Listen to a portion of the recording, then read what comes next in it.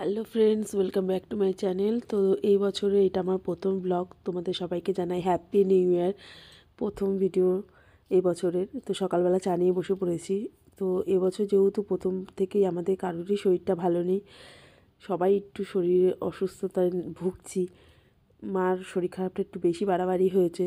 তো বাবা মাকে নিয়ে যাচ্ছে ডাক্তারখানায়, আমার ছেলেও যাচ্ছে সঙ্গে। আমার বাবা যেখানেই যাবে মাকে নিয়ে, সেখানেই আমার ছেলে যায়।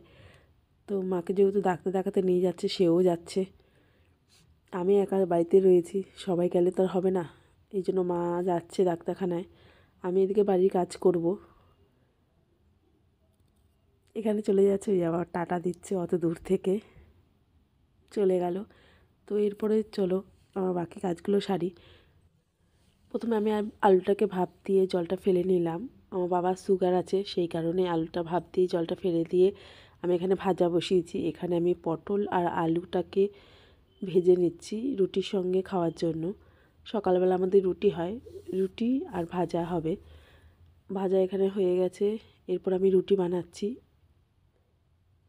আমি এইভাবে একটা একটা করে রুটি বানাই। অনেকে হয়তো অনেকগুলো একসঙ্গে দিয়ে রুটি বানায়, তো আমি ওরকম পারিও না। আর আমার এরকম রুটি বানাতেই ভালো লাগে। আর এরকমভাবে রুটিটা করলে না, আমি দেখেছি রাত্রিবেলা আমি এরকম করে রুটিটা করে রেখে দেবো, অবশ্যই ঢেকে মানে এমনি খালিভাবে রাখলে পরে শক্ত হয়ে যায়। ঢেকে রেখে দিলে পরে পরের দিন সকালবেলাও সেই রুটিটা খুব সুন্দর নরম থাকে। আমি সেই কারণে এইরকমভাবে একটা একটা করেই রুটি বানাই। রুটিটা বানিয়ে আবার যেতে হবে ভাইকে খাবারটা দিয়ে আসতে। যেহেতু সকাল সকাল মা ডাক্তারের কাছে যাবে বলে সকালবেলা সেরকম কিছু করা হয়নি, তো দেরি হয়ে গিয়েছে। তো তার জন্য আমাকে রুটিটা বানিয়ে আবার ভাইকে দিয়ে আসতে হবে। এই যে আমার সাইকেল, এখন যাচ্ছি ভাইকে খাবারটা দিয়ে আসতে। পৌঁছে গেছি। এটা আমার বাপের বাড়ি, আর আমরা থাকি হচ্ছে দাদু বাড়িতে। এটা আমাদের কাজের ঘর। ভাই দেখো এখানে কাজ করছে, তো একটু লজ্জা পাচ্ছিলো দেখে ওর মুখটা আর তুলিনি।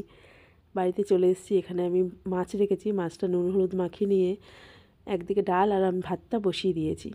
আর এখানে মাছের ঝোল আর শাক, আজকে এটাই হবে।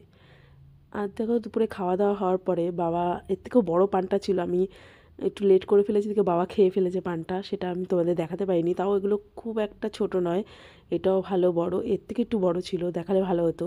কত বড় দেখো।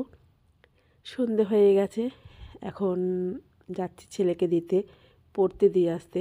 প্রথমে ভীষণ বায়না করছিল পড়তে যাব না যাব না। তো যেহেতু বায়না করছিল, ও বায়না করলে তার সব বায়না মেটানো সম্ভব নয়, উচিতও না। তো সেই কারণেই ওকে রেডি করে নিয়েছি। বলছি পড়তে তোমাকে যেতেই হবে।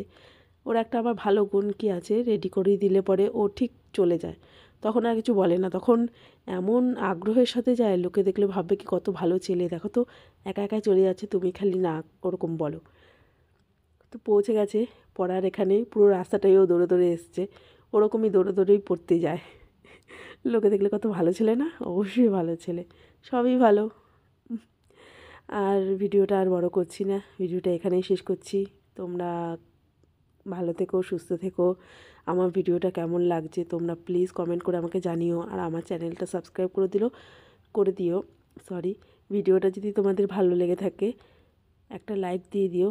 একটা লাইক করলে অবশ্য আমার খুব খুব খুব ভালো লাগবে অবশ্যই।